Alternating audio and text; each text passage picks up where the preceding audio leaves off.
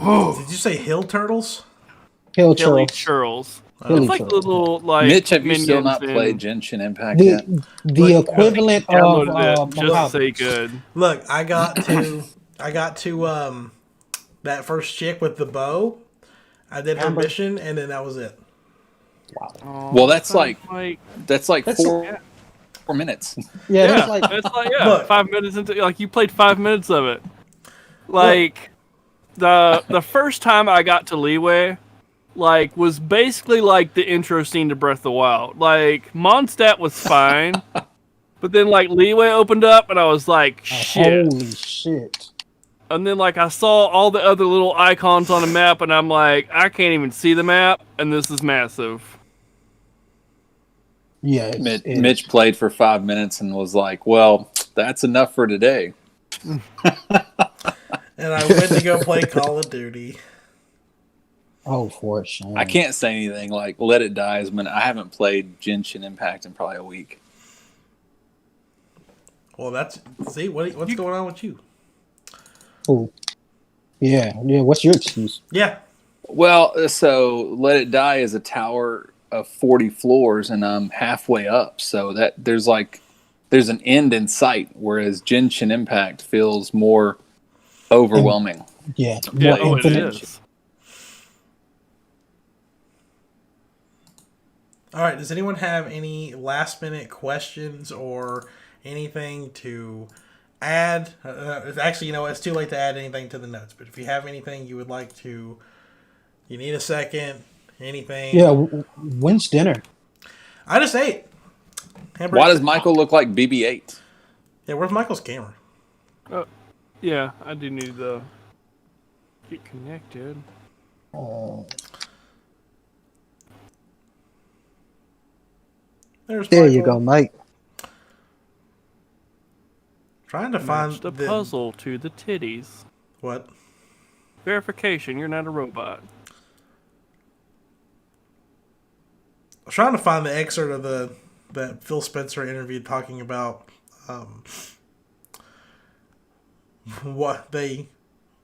is it possible to recoup a $7.5 billion investment if you don't sell Elder Scrolls on PlayStation?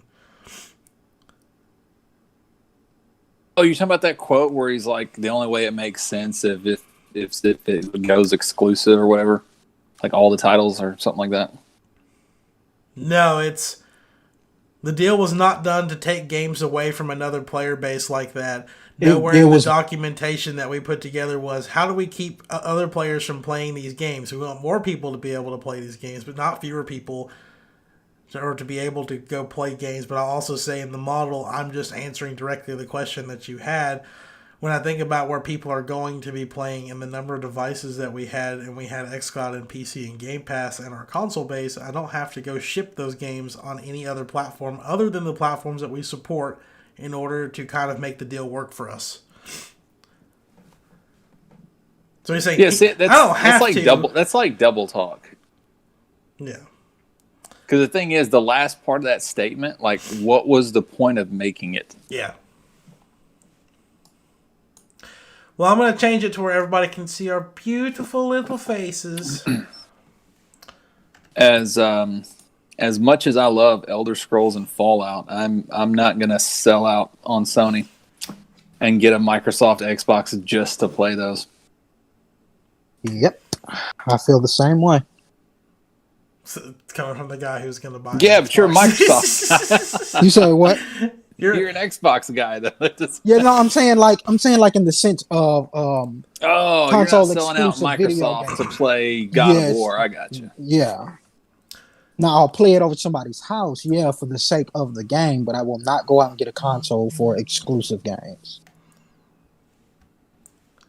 And going to video view in 3, 2, 1. Hello! Hello. Everybody act shocked. It's us. Oh no. We're back. I don't see us yet. Uh-oh. That's a problem. I still see live starting soon. We got a little. Alexa, change light to 20%. This man. Show off. This man. Show off. Hey, I see us now. Okay. Hey, before we actually get rolling, I actually bought a bunch of Mercury smart bulbs so I can go, hey, Google, turn my bedroom lights to 20%. Oh, man. I will say Genshin Impact's download speed is incredible now because I'm already at 11%. And, like, a month ago, I was, like, not even 1% already. Well, beautiful. All right. Let's get into this. Hello, and welcome to episode 23 of Next Gen Newsweek. Michael, are you good? No. Never. Your weekly podcast for all things Xbox Series X and PlayStation 5 and Nintendo Switch, and no more Samsung Smart Fridge news. We're all done with that until next month, probably. My name is Mitch. Joining me tonight is Richard. Oh, he's drinking. Yeah, oh my God. Great timing. Swallow, bitch. Michael. Hey. And Steven. Hello. Gentlemen, I know I'm going to bring this up like every week. Now we're 3 weeks out from launch, so by the time we record our 26th episode, we will be some of us will hopefully be holding our shiny new game consoles in this general vicinity. No, I will. It's guaranteed. Yeah. Or hell, it better be. I have an email saying it's guaranteed. Email. Yes. So I guess it's kind of a housekeeping thing. That week, which is the week of November 10th, we'll be recording on Friday instead of Wednesday, so we can talk about the systems and maybe have a special guest or two join us for that. Anyway, the big problem with the last week of these systems is the fact that there's no more news-ish. There is a couple of things that have come out, but not the most. It's not really big news anymore. But we're gonna jump right into the Xbox stuff first because Richard just loves talking about. Because we always jump into the Xbox stuff first. Yeah, we always jump. I mean, that's I'm like Sean Hannity on CNN. Yeah, X Half marks the the time with spot. this. that's Xbox's catchphrase is jump in. So I mean, we just have to go for it. I mean, so Phil Spencer, the big Xbox daddy or whatever you want to call him, he had an interview. I'm not going to call him that. Just one time, just one time, call him. Ooh, woo, big Xbox daddy. He had an interview with Kotaku talking about a bunch of different stuff. The big takeaway, though, was first time he's spoken out about the Bethesda acquisition since it happened. So, to take an excerpt out of this conversation that he had, he was asked by the reporter, how do you recoup or is it possible to recoup a $7.5 billion investment, which they made into ZeniMax Studios and Bethesda, if you don't sell Elder Scrolls 6 on PlayStation? Which that's kind of the big deal right now. It's kind of up in the air. Is Starfield and Elder Scrolls 6 and Fallout 5 and any of that stuff, are they going to come to the next gen, or come to PlayStation 5, or are they going to be Xbox exclusives? And as Richard pointed out, this is a what did you say, a double speak answer? Yeah, you kind of double speak, because the last half doesn't make sense and it doesn't pair up with the first half. Yeah, so I'm going to read this real quick. So this is from Phil Spencer. He says, I don't want to be flip about that. This deal was not done to take games away from another player base like that. Nowhere in the documentation that we put together was, how do we keep other people from playing these games? We want more people to be able to play them, not fewer people to be able to go play games. But I'll also say in the model, I'm just answering directly the question that you had when I think about where people are going to be playing and the number of devices that we had, and we have xCloud and PC and Game Pass and our console base. I don't have to go ship those games on any other platform other than the platforms that we support in order to kind of make the deal work for us, whatever that means, end quote.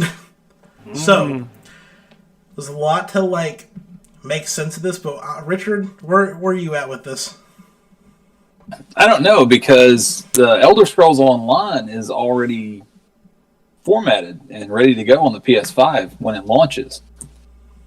So, you've got that. I think at the end of the day, will there be exclusive titles to come out of Bethesda Studios now that it's owned by Microsoft that will be Microsoft exclusive? I think so. Starfield, maybe. I don't know, because, there was so much into the development before that deal was even made that you got to think they're not going to cut a loss if they've spent development time on a dev pack for something like that. So Starfield, maybe. I don't know. I don't think they'll stop shipping Elder Scrolls and Fallout, though. I think those are two enormous franchises. And the fact is, I mean, you're still going to make money if you ship. Do you have to? No, he's already, the smug bastard's already made his statement. But, you could, but the other half of that is you don't have to, but you're going to make more money if you do. So I think the argument, I think we've talked about this before, is that, the big selling point could be, hey, if you have an Xbox, you can pay $15 a month and have access to all these Bethesda games. But if you want to play them on PlayStation, you have to pay $70 for them.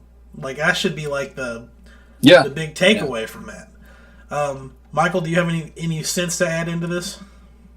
I don't. Steve. I mean, it sounds like he is playing with the wording, but I really can't say either way.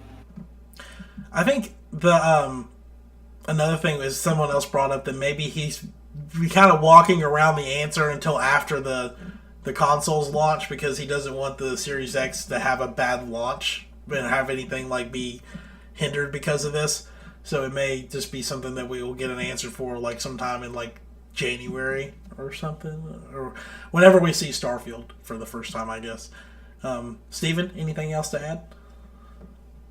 Not really. It just seems like he's politicking his answers. Of course, he doesn't want to hurt the brand or his reputation at all with it. It does seem like it would be a smart ploy smart to them. It'll probably hurt the pockets of others. For him to have it to where you can have all these wonderful games on the Xbox on the Game Pass, and then you got to turn around and spend 4 times as much just to play it on any other console.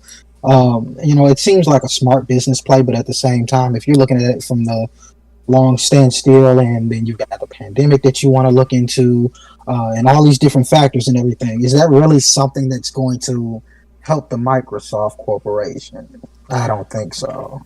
I don't know. The only other thing I could think of is maybe in that second half of the wording with we've got xCloud and we've got Game Pass and PC. I wonder if they're just at a point where they're assuming that by the time this becomes a problem, that most people are going to have a way to get into the Xbox ecosystem.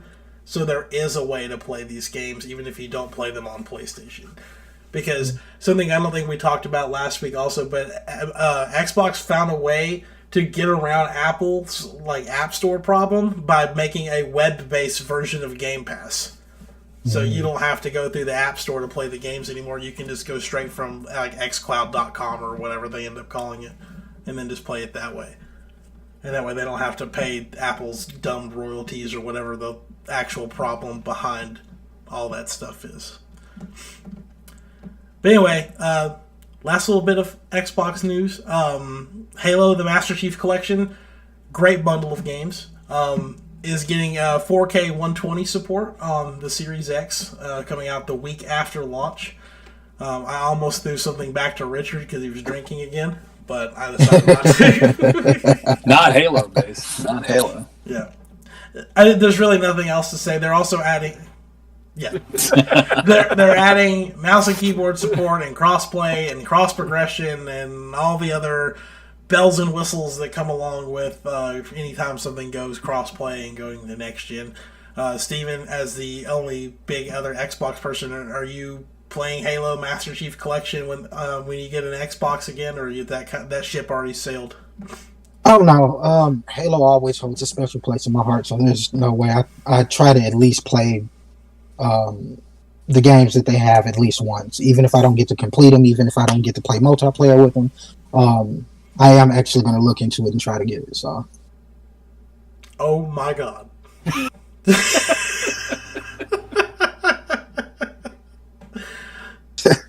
I can't with him. I can't do it. All right. Well, this one will be more up Richard's alley and more Michael's too. PlayStation showed off the UI of the PS5.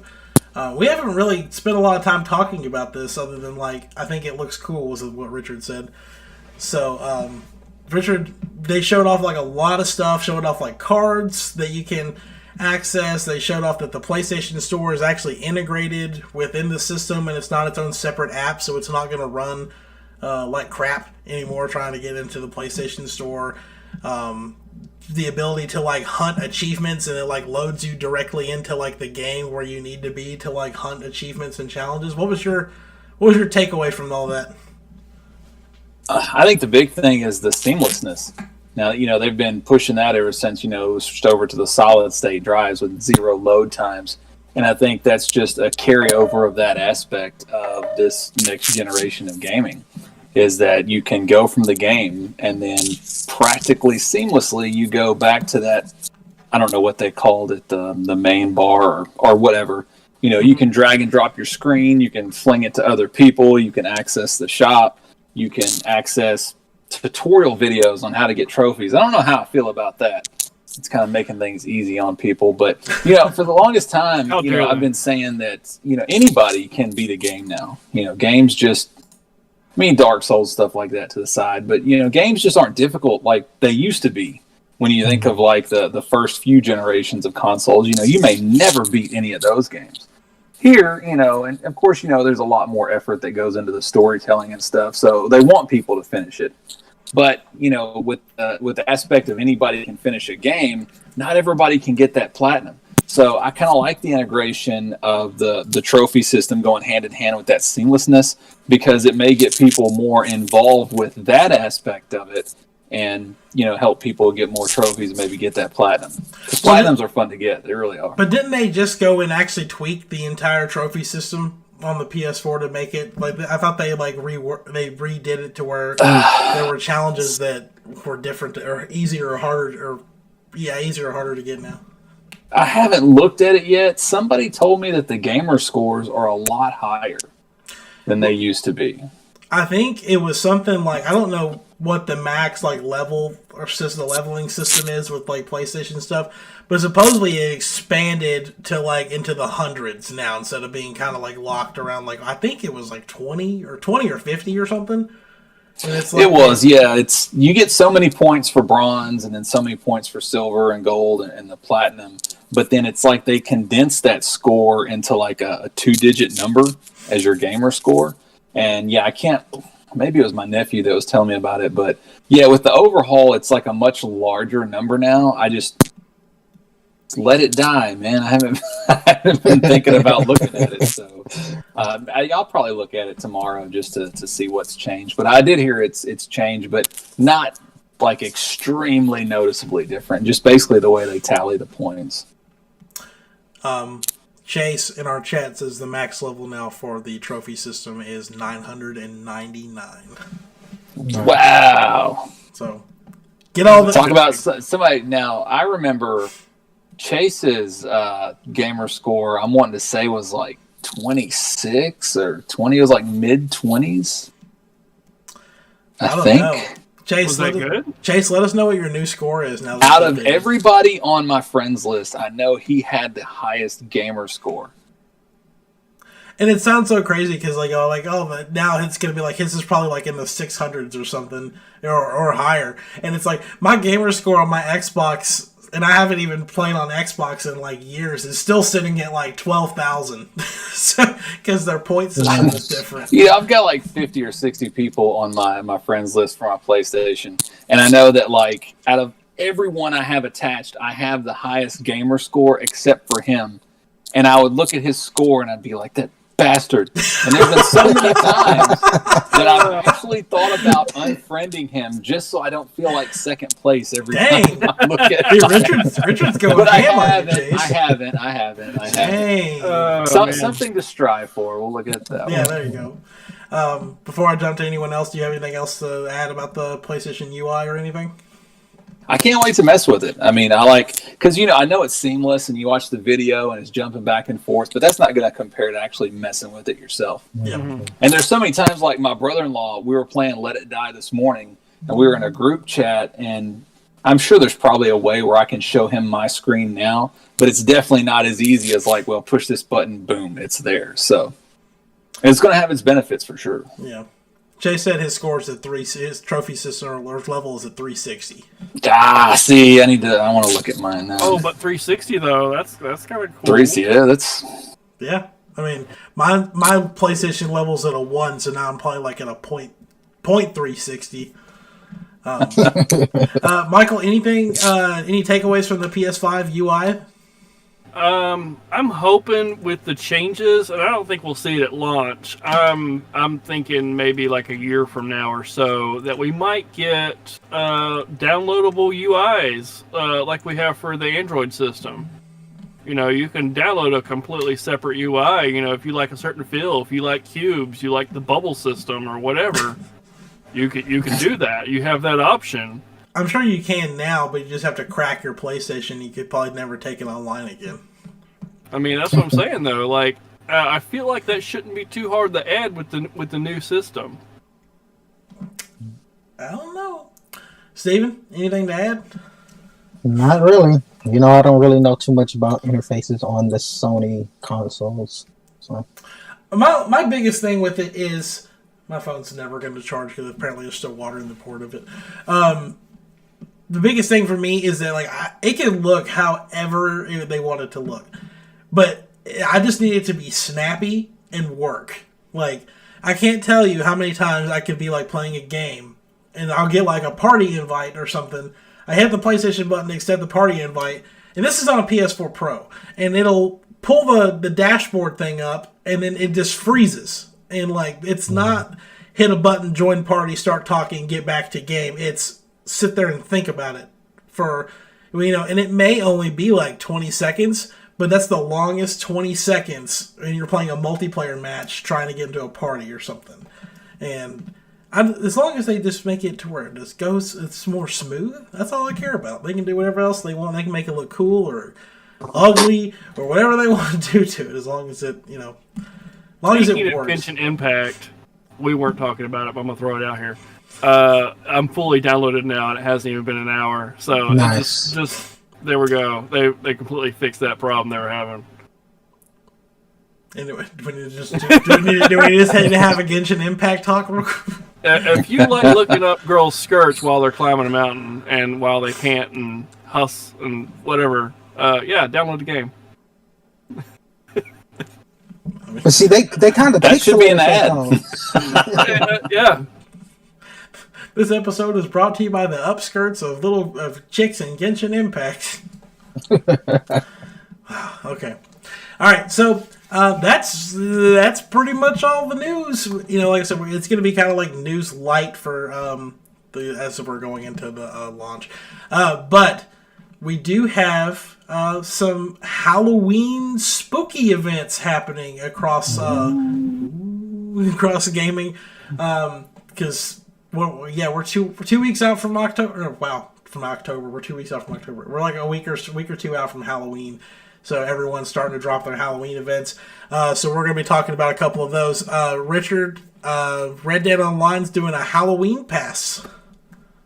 They are. On top of the Halloween pass, there's now it's sort of a player versus player with player versus environment survival map that I think it's for like 8 to 16 players that you're fighting one another. You're also fighting zombies. So it's kind of reminiscent to the DLC that came out for the original or the first Red Dead Redemption.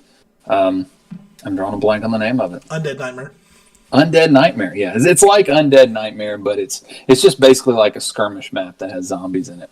And then, there is a Halloween pass, which for the people that aren't familiar with like the passes on Red Dead Online, this particular pass doesn't run as long as the last one. It only runs through November 16th. And what it is it only costs 15 gold bars, which you can get gold bars in-game. It's just you have to kind of grind daily for it, or that's also the premium currency.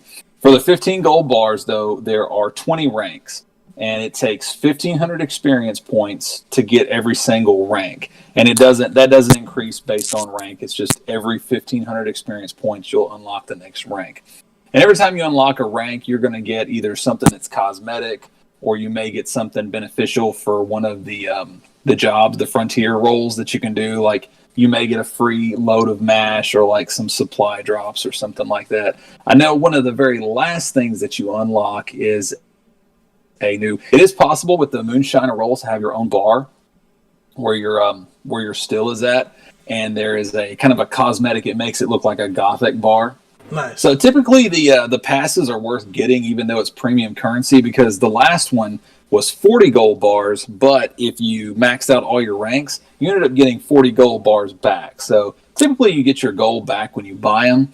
Just keep in mind that this is a much shorter run, so you get 20 ranks and about 3 weeks to do it in. So if you're not like a daily player, it may not be worth it.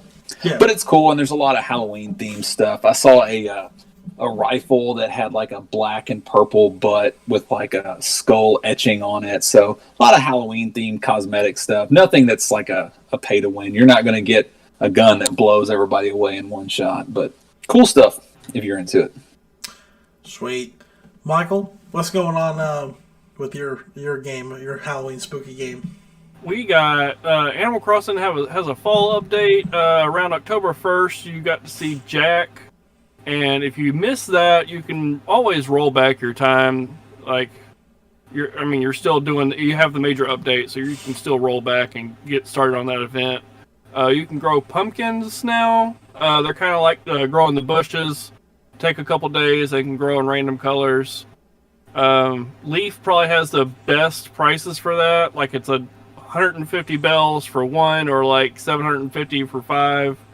You can still buy them at Nooks if that works better for you, but Leaf definitely has the better deal on that. I think they're like $240 at Yeah, Nooks. it's like almost double. It's nuts.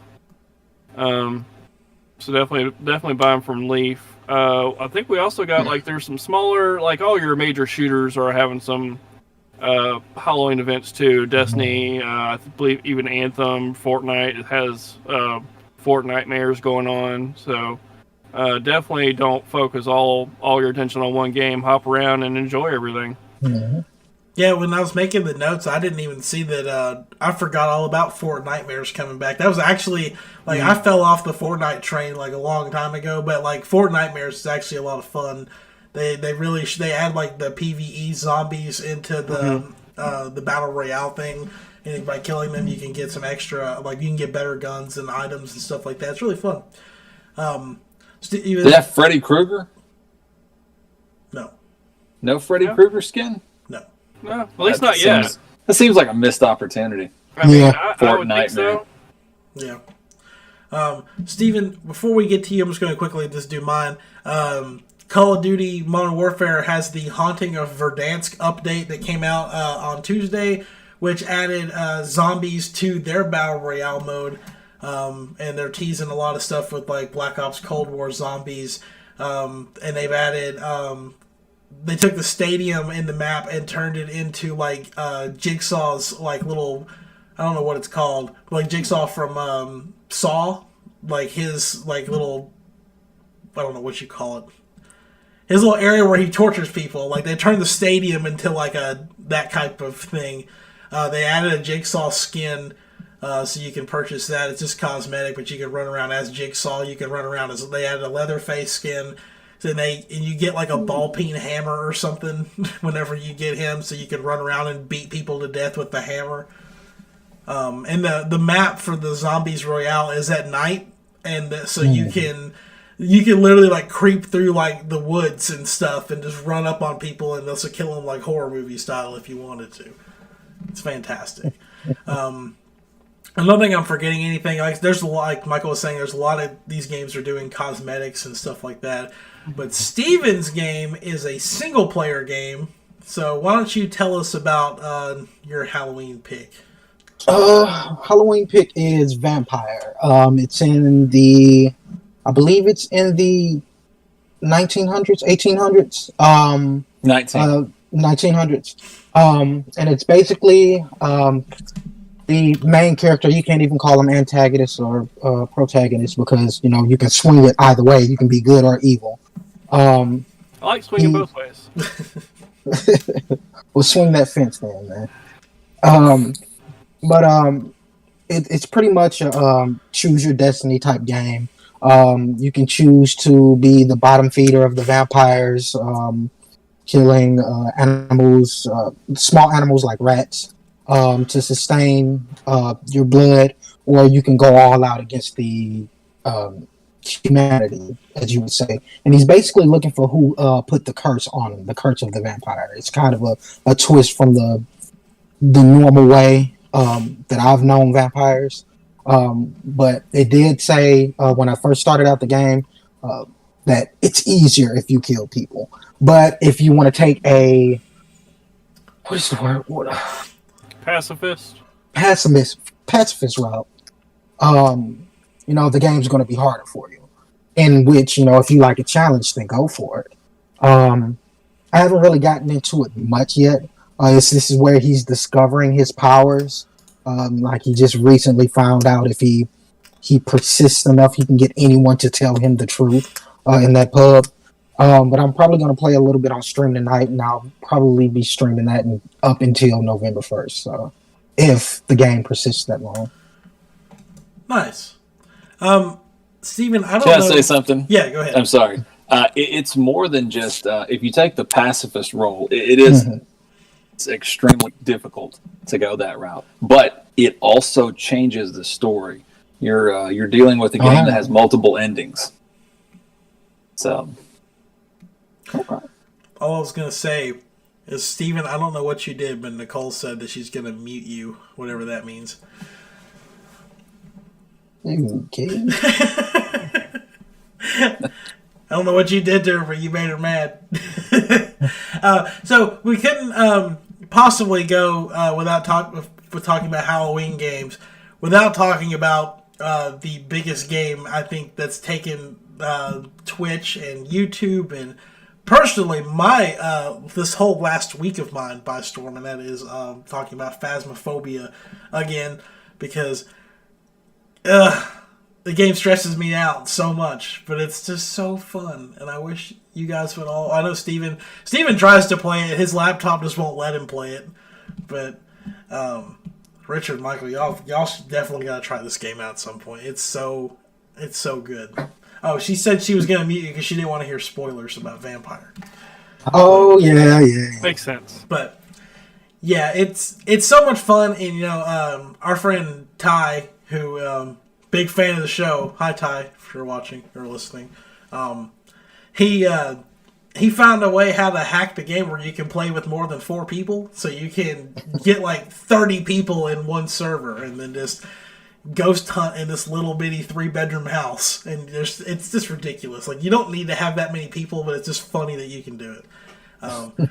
And it's gotten a lot easier because, like, when we first started playing, like, that first night, like, I didn't want to go to bed with the lights off because, like, I swear to God there was going to be something just standing in the corner. It's gotten a lot easier. Now I just run in and just start cussing at the ghost, and, like, it was actually really interesting because, I think I've mentioned this before, but the game's got, like, proximity voice chat, so you can talk into your microphone and the ghost can, like, respond, or it can hear you and it can respond if it chooses to, we put it that way.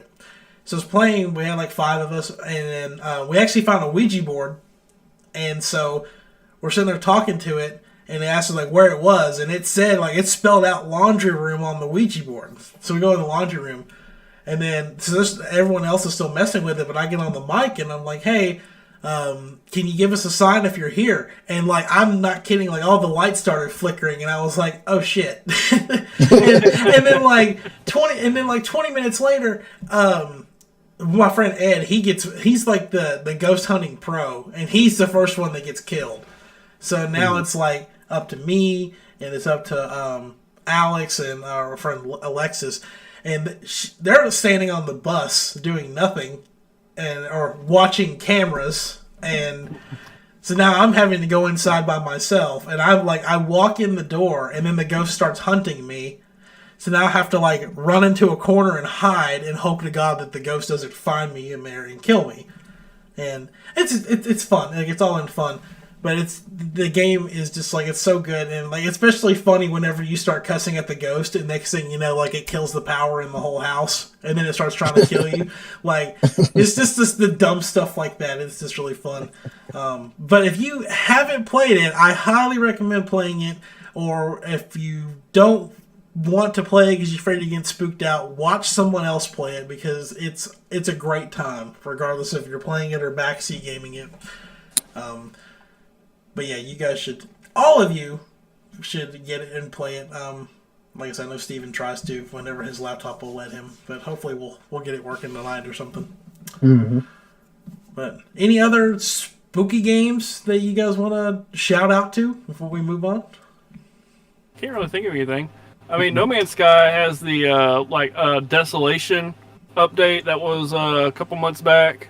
Where you can explore different ships that have been abandoned, so that's pretty creepy. That's cool.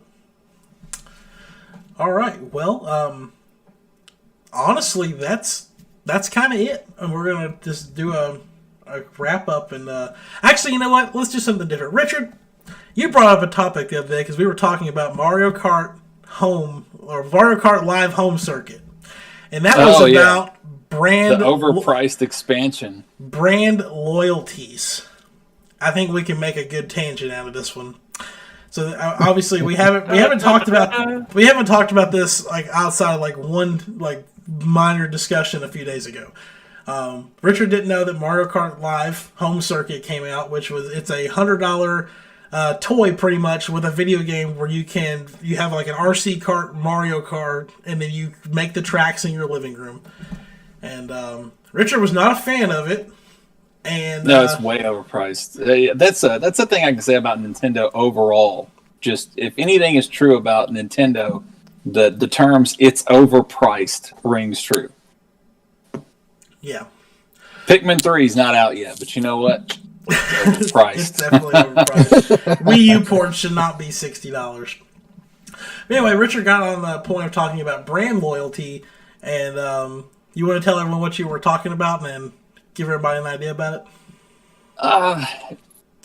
it? Basically, it's this, and I know I'm not alone when I feel this way, but I think that if you enjoy something and you really like it, and it's one of those things that it's not one of those, kind of like a quick interest type things. If it's something that you really commit time to and you commit, money to, then I feel like you should have a certain expectation to that.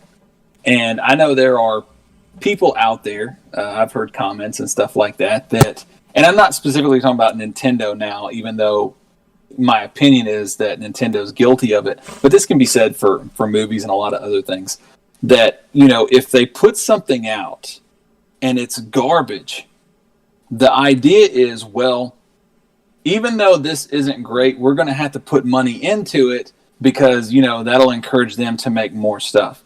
And I am not on that side. I don't think you should pay money for garbage. My thing is you don't give them money. You don't buy that. And it puts them in a position to where they do have to change.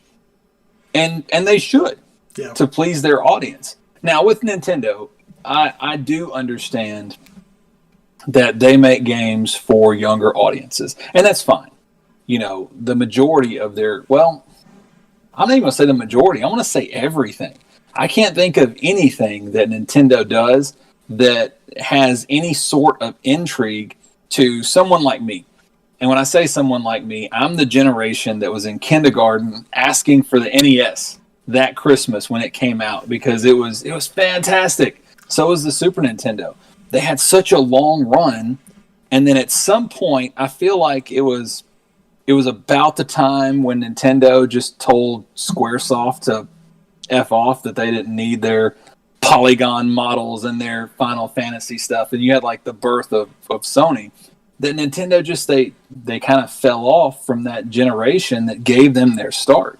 And I'm guilty of it. I've bought literally every Nintendo console on launch. Well, I mean, I didn't buy the Nintendo. I was 5. But I had it when it came out. Mm-hmm. And then when I was old enough, I have bought, I bought the GameCube. I bought the Wii. I bought the Wii U. I bought the Switch. But I'm at a point now where I feel like I'm done. Simply because as the years have went by, I feel like they've made less and less for me. I mean, I don't even think Legend of Zelda could pull me anymore. Especially not if it's anything like Breath of the Wild was. Because that, God, that was podcast. like... Yeah. Because it's like, I don't understand the allure to this game. It's like they took 2 steps forward and 5 steps back. They gave us this awesome open world that, I mean, I guess it looked okay. In my opinion, it looks better on Genshin Impact. But they gave us this big open world that was just really void of anything. Like, you saw the aftermath of this great history, but we didn't get to experience that, which I know, the Age of Calamity or whatever, it's coming. But in that game in particular, I'm talking about that game, there was nothing there for anybody. And then you have people giving it like 9.5 out of 10 or 10 out of 10, and oh, this is so great. It's not even in like the top 5 Legend of Zelda games. And people love it, and there's a lot of franchises Nintendo have that they've kind of abandoned. I don't care what kind of news comes across about Metroid Prime 4. I'll not believe in anything until I see like actual footage or something. You know, they've got Metroid, Punch-Out. You know, there's a lot of games that they had in the beginning that has like literally no presence now, unless it's some character on Smash Brothers. The only thing I will say to that point is that, like, I think they got to a point where they literally just decided that there was nothing else they could do with those franchises. Oh, see, but that's open terrible, world then. Punch-Out. Come on. Yeah, like there's only so much you can do with a Punch-Out game, and it stayed dormant for like 20 years, and then they brought it back on the Wii, and then that. But and this was the problem with the Wii, is all we got was the same roster of fighters with the addition of one new character, and that was it. And it had less fighters than the Super Punch-Out that came out for the Super Nintendo. That's another thing where they backpedaled. We had 16 fighters in Super Punch-Out, and then we went back to like 12, not counting you got to fight Doc in one of the expansions. You went back to 12 in the next release. And for a game that's simple, to me, there's no excuse. No excuse at all. Yeah. I mean, I totally get what you're saying. Like, I don't necessarily feel that way with Nintendo. I mean, I do to an extent, but not like... my kind of thing is pretty much going to be how they handle this next-gen upgrade, pretty much. If they decide, like, is it a Switch Pro? Is it a new Nintendo Switch? Or is it, like, a brand-new system? However they handle it. My part of the brand loyalty thing... was actually with the Xbox One, because I was Nintendo, like a diehard Nintendo fan for forever. First time I stepped out of that ecosystem was with the 360, and I fell in love with it.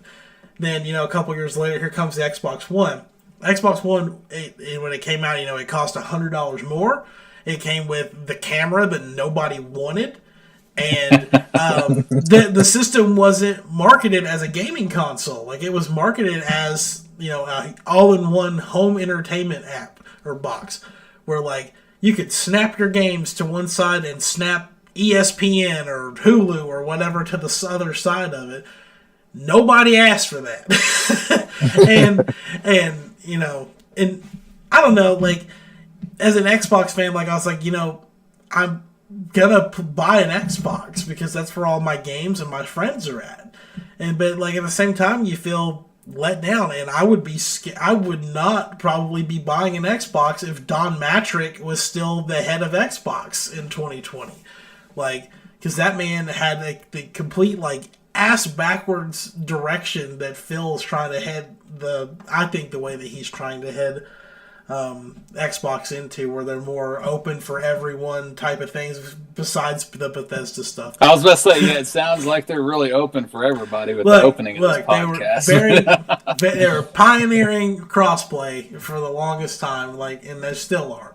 And I think Don Matrick would have turned it into a streaming box that could barely play games, like, and I think that probably. If the Xbox had stayed that way, I probably would have jumped ship and been a diehard Sony fan. And I mean, I love Sony stuff just as much as I love Xbox stuff, but I would definitely be like in that camp of screw Xbox. only going to be playing Sony stuff because obviously they don't know how to make a game console anymore. So, there's my... I'm sorry. Does somebody else want to go ahead? I didn't want to... what I was going to say is that, when it comes to that loyalty thing between Sony and Microsoft, when I think about my take in it is if you take out every single third-party title and you only have access to Microsoft's first party and Sony's first party, they're exclusives. No third parties exist. Sony's still always going to come out on top. They came out on top every console generation just based on that fact alone. Now, yeah, their tech is better. This whole cloud gaming thing with the streaming, I mean, that's next gen. It really is. I'm not going to degrade them as a company because of what they're doing. I think it's phenomenal. But I still have not seen them create a game because they can't. They can't create a good game. That's the whole reason they bought Bethesda and all these other places, because they can't make a great game. So, I don't know. I know I said this before. It's kind of like instead of doing the work, they're taking daddy's money and just buying the people that can do the work for them. And it's hard for me to look at that aspect of it and have any respect for it. So I had sold myself that eventually I'd get a Series S. I'm back on the side where I don't think I am. I mean, let me say, it's going to take one hell of a Fable game to get me to get a Series S. So that's what it's all bets are hinged on that right now. So, well, Steven, Michael, do you have anything to add as far as brand loyalty goes? I know, Michael, are you loyal to your PC over everything else, or? No. I mean, I've been a Nintendo fan for a very long time. But even I can agree with Richard. It seems like a lot of even the more recent games, I'd probably say starting with Wii U, they're trying to pander to whatever game generation people are really flocking to. They made Breath of the Wild in response to so many different open world games. They made the Punch-Out pretty much as a gimmick for the Wii, just because of the motion controls. Not really because people wanted a Punch-Out game, but just to clock in on the gimmick. They've even kind of really slacked with the Mario. I mean, that's old technology, really. Drones came out 10 years ago. And we play on a race car. That's totally different. Fuck you. Dang. Nintendo used to. With the Wii and the. Even before that, they were innovators. They made unique games, and now it's let's just play around with the technology. Let's put out an MMO. Let's put out. This hack and slash beat 'em up. Let's put out Pokemon in the form of League of Legends. Let's just do that. Let's just have no originality anymore. Let's just use our brands and make a game that everybody likes. Something interesting I was just thinking about. Genshin Impact is very much it's its own game, but devs even said that it takes a lot from Breath of the Wild. It does. Temtem takes a lot of stuff from Pokemon. And I wonder if, these other companies are setting the bar higher than what Nintendo set it. So is Nintendo going to respond by raising the bar above where they do it? Or are they going to just let these other companies walk all over their IPs pretty much? Genshin Impact, it's got hundreds of characters in it. But none of them are ever going to be that impactful as Link or Zelda, So especially not just after one game. So it's should Nintendo be worried about these types of games? What happens whenever some company makes some 3D platforming game with a dude wearing a chef outfit or something, and all of a sudden I don't know, it's anything, and it's a better platformer than Mario. First of all, I don't know how you do a better platformer than Mario. I haven't played it, but there are. In their own take, there are different, more unique platformers now. I mean, you have Super Meat Boy, you have VVVVVVVV. I mean, there's a list. What was the name of that game? Really great indie lists, but and they're not every single take of Mario. They're different platformers that take like that single person run to a completely different stretch of the imagination. And that's why I think like Mario Maker is so much more has so much more of a following than the normal Mario games, because it takes the platformer back to the the original sense and then lets people have fun with it. Yeah. So here's my thing on it. All right. So as far as them setting the bar, Genshin Impact and Super Meat Boy, different games like that. In my opinion, I'm thinking Nintendo's looking at it in with a snarky tone. Okay, you'll never be as great as the original. That may be true. You may have started it, but there are, you're the teacher, considering, and everybody knows that the student at some point has to surpass the teacher.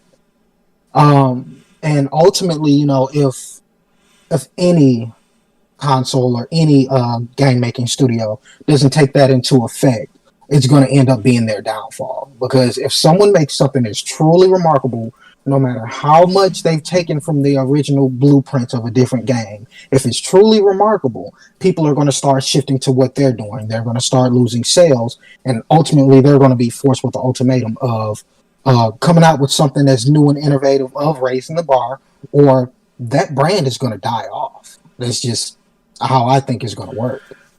And to that point, when we talked about it, I don't know if it was last week or the week before, Genshin Impact in its first week had 15 million downloads, 45, and that was a free game. $45 million in sales, yeah. And Breath of the Wild, it came out almost 4 years ago now, but the game only sold 12 million units, and Genshin Impact hasn't even hit the Switch yet. Like, it's only on PlayStation, PC, and mobile. So I mean, if every person who bought this game spent $1 in it, I don't think it'll ever, it may not quite ever hit the sales numbers, but like for a game that literally I didn't know about 2 months ago to come out, and all of a sudden like it's just blown up like it has, like it's really impressive. And Temtem, it's still in like early access. It's not. So.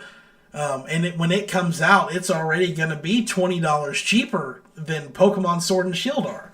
So, and I think isn't it getting free updates? Am I wrong with that? Yeah, it's getting free updates. Yeah.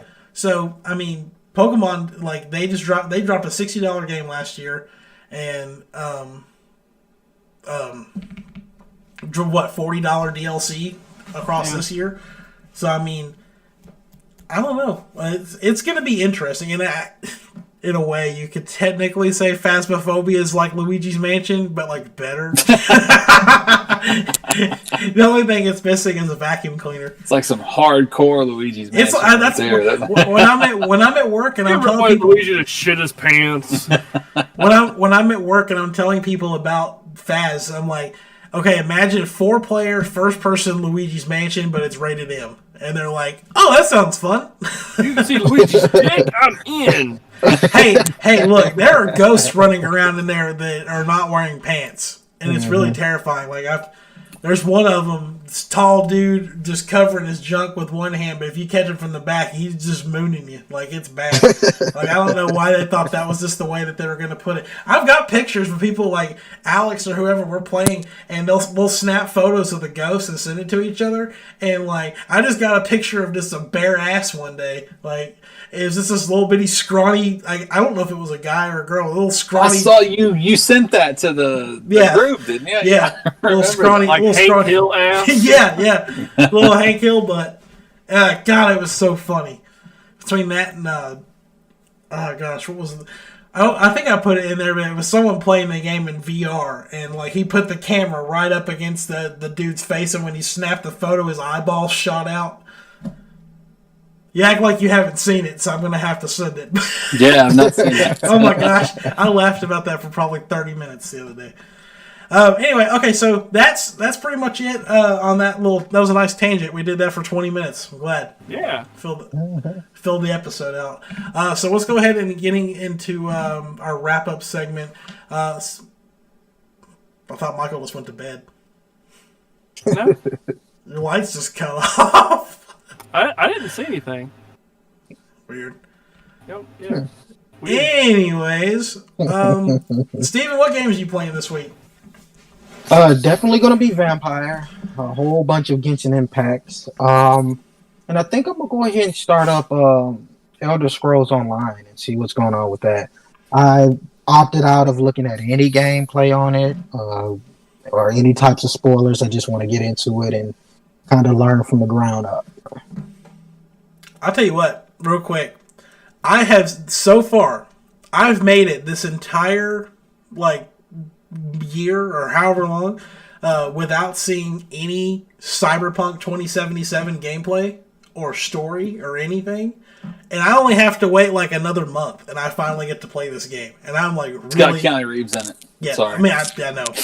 I mean, the reason why I'm thinking of, I know about the "you're breathtaking" thing. As most as I know about it was the trailer that played on YouTube today of the Keanu Reeves. I think it was a trailer that played during the NBA Finals or something. That trailer though was really hype, and I'm just glad I've been able to make it without getting spoiled on story or anything so far. But Richard, what are you playing this week?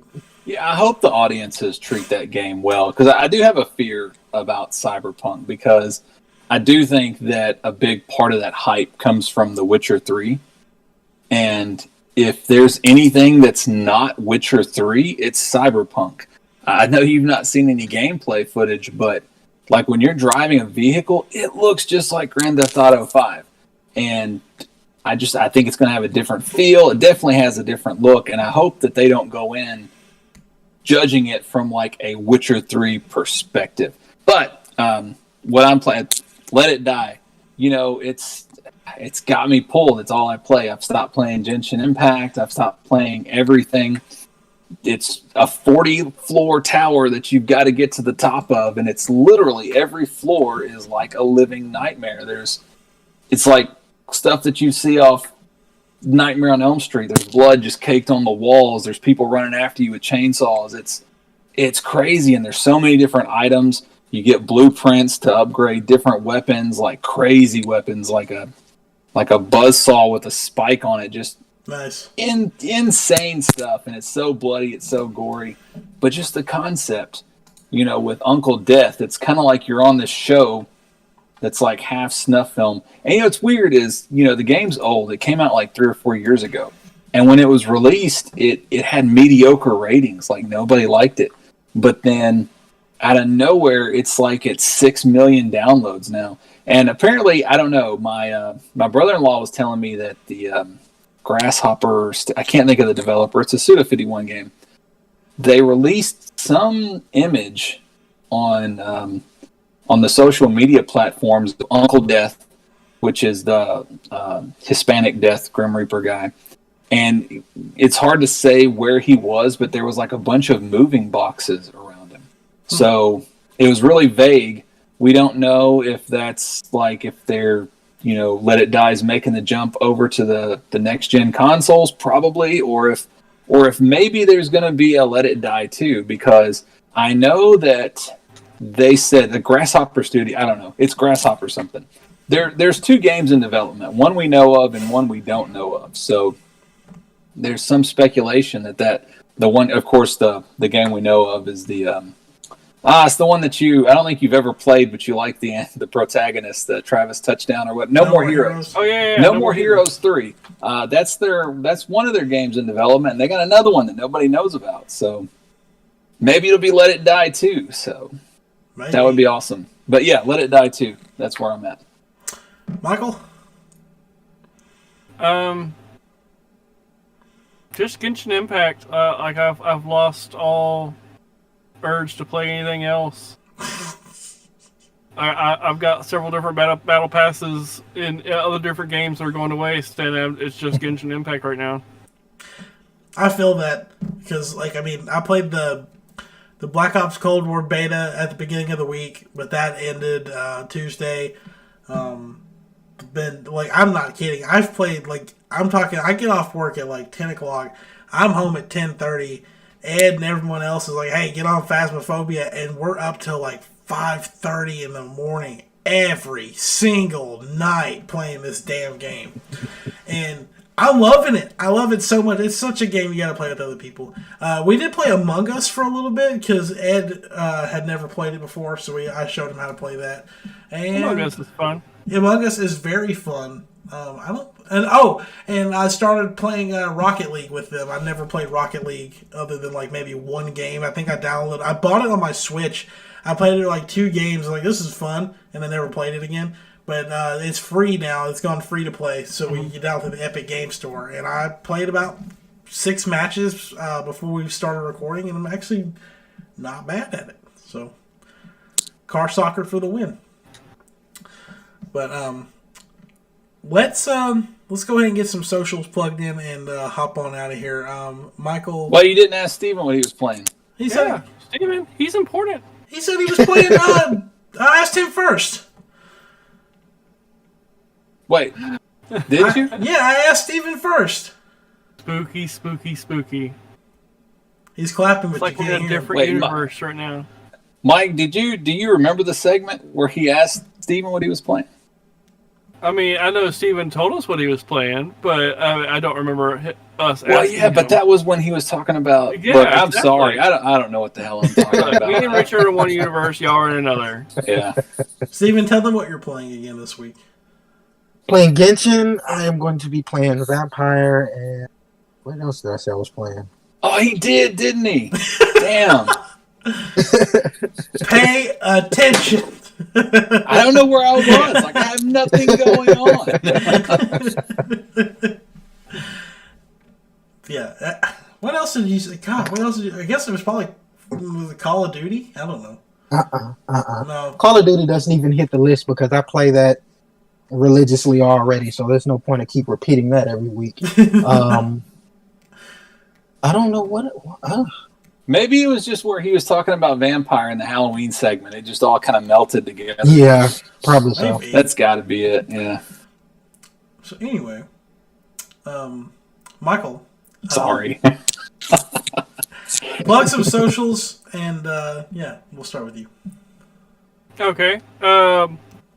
Unsolicited nudes is still going strong. Right now, Aldi's is selling some kind of spooky little pasta things, so you can make your own spooky macaroni and cheese. Just to put that out there. And Open Box Tech Deals, that's my name of my other thing. Not a whole lot going on. I will say right now is probably a good time to like scope out like Craigslist or something for like the original Oculus Quest, because some reviewers actually say the older one, even though it has a slightly worse screen, is a better unit all in all. So if you have one, you probably don't need to upgrade, but that's just personal preference. But yeah, if you're looking to get a good VR set for on the cheap, I'd probably scope out Craigslist for those right now. I wonder if it's because the Oculus Quest 2 doesn't make you link your Facebook account to it. Well, they may add an update to that on the original Quest, but we will see. But yeah, there's that too. Yeah. Real quick with the tech deals and stuff. So right now, Cyberpunk, Assassin's Creed Valhalla, and Watchdog Legions are all Watchdog Legions. I don't know why that sounded weird when I was saying it. They're all $49.94 if you pre-order them online. So you actually can get them for $10 cheaper than the normal price, and they all have free upgrades to next gen. So if you go ahead and buy them now, you will get those upgrades whenever they come out. You won't have to buy anything else like Call of Duty or NBA or FIFA or any of them other ones. Will charge you to do that. Richard, social media plugs. Board Game Breakdown on Facebook and YouTube. On YouTube today, the Hocus Pocus board game review was released. And I also wanted to say, because this is a gaming chat, if you're a fan of The Darkest Dungeon, Mythic Games got the rights. There is currently a game on Kickstarter of The Darkest Dungeon. It's a miniature-based game. It looks absolutely phenomenal. Here's the thing, though. You've got 15 days left in the Kickstarter. There's 2 tiers. One is 100, one is 150. The one for 150 comes with the core game and the expansion, the Crimson Court. The $100 one is basically just the core game, but that does include all stretch goals. But, the big but, this game is never going retail. If you want this game, you have to get in on the Kickstarter level because it's the only way to get it. And if you don't buy it within the next 15 days, you will never have it unless you pay like 3 times the amount for those people that buy it during the Kickstarter just to sell it. That's a really interesting approach. I mean, that's one way to drive up sales, but like just to never go retail. That's really it's not uncommon. I have a Batman board game that I've thought about doing a video over, but I mean that board game is like 8 boxes large. Mm-hmm. It's from France. It was close to $400. It's not a retail game. It's never going to go retail. And I mean, it's already going on eBay for 3 or 4 times even what I paid for it. Oh, man. And, even if it does go retail, what you see with a lot of these board games is there's a lot of exclusivity that goes with these backers. For instance, the Marvel United, I did an unboxing video here recently. Now, that's at retail. You can get that everywhere. But the expansions that come out this spring, there's 4 expansions going retail, but there's 5 expansions total. 2 of those expansions are just for Kickstarters. And then if you put in the stretch goals, there's like 30 characters that aren't going to make it to retail, that those people aren't going to do it. So if board games if you have an interest in it at all, especially some of the niche appeal games like The Darkest Dungeon or something like that, it would really benefit people to look at Kickstarter because that's where you got to get in, and if you want to get the most out of what you want. But yeah, Board Game Breakdown, Facebook and YouTube. Check me out. He got really close to the camera to tell you about Board Game Breakdown. He was like, almost. This is important. All right, Steven. Go check me out on SoundCloud, Breaker Beats 2020. I make some interesting music there. It's definitely not the run-of-the-mill hip-hop or R&B that you're used to hearing. I will use samples from unorthodox places. But that's the beauty of music. It's the creativity. It's not pandering to a bandwagon. And there's also plenty of other great artists on there who do pretty much the same thing. So just keep an open ear out and go check out SoundCloud. Also, I haven't been streaming as much on Twitch, but you can check me out on Twitch, The Breaks. Right now, I'm not really doing too many games, but I am going to be doing Vampire for Halloween, and we'll just start branching out from there. So, all right. You want to find me anywhere? Twitch.tv/MeechFlow. I will not be streaming tonight because my friend Alexis, who is playing Phasmophobia with us, is streaming, and I don't want to take away from her stream. That's like 2 people trying to walk down a lane to bowl at the same time, and it's just rude if you go at the same time. Like, you let somebody else go and then you go, That's just me. Anyway, so she's streaming tonight, so I'll be on her stream instead. You can follow me also on Twitter at MeechFlow, and also in the description of this video, I'll have links to all of their stuff too. But currently there is a link where you can go to my store on Redbubble.com where you can purchase designs like this one. This is a face mask that I made. And it says, I know it's backwards, but it says, "That's showbiz, baby." And this other one, it just says, I didn't realize it looked like the Dunkin' Donuts colors, but it says, "Oof." So if you use the link in the description, you get, I believe it's either $10 or $20 off your first purchase. And I've got all sorts of other designs on there. You can get them on face masks and shirts and buttons and phone cases. All that fun stuff. I didn't want to tell anyone about it, legit try to promote it until I actually got them in to see the quality of them myself. So, but they're cool. So, yeah, go check that out if you're looking for some funny swag. And if you have any recommendations or ideas, you can always message them to me on Twitter, and I will might make them into a design for you. But other than that, that's going to do it for episode 23 of Next Gen News Week. So we'll be back next week. And I really don't know what we'll have to talk about. So as far as next-gen gaming goes, unless Microsoft just buys Sega. I mean, I don't know what else is going to happen. Yeah, stay tuned for that. We want a platform on there, so we're just going to buy you. Yeah. So stay tuned for that. Michael, take us home with our sponsor for the day. Our sponsor tonight is Why does his lights keep going out? Spooky Scary Skeletons.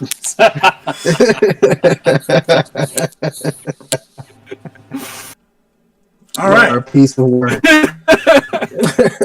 Y'all have a good week. We'll see you next time.